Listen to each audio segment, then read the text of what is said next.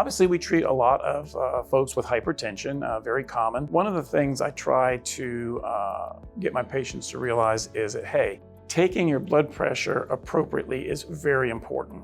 And if I can get them to get a home cuff and I explain to them exactly how to do it, you're sitting down, you're in a calm state, your feet are planted, your arm is, at the level of your heart, and you're not on your phone or talking to somebody, and say, just be calm and take your blood pressure. That is a true, accurate blood pressure. The powers that be, the docs who do all these studies on blood pressure, and I've been at conferences where they say, hey, a blood pressure taken appropriately at home is a more accurate reading than what you even get in the office, because you get into the office, there's excitement, you may be rushing, and there's that sort of rush that you're like, oh, the white coat syndrome, maybe you've heard of that. I try to get patients involved in their treatment for blood pressure. It's not that they just come, oh, your blood pressure's elevated, oh, here's a prescription. It's like, hey, your blood pressure's elevated. You ever had that diagnosis before? You haven't? All right, well, let's get some numbers, let's check and see where we are, and come back in a few weeks and let's see where we are, and see if your numbers really are elevated.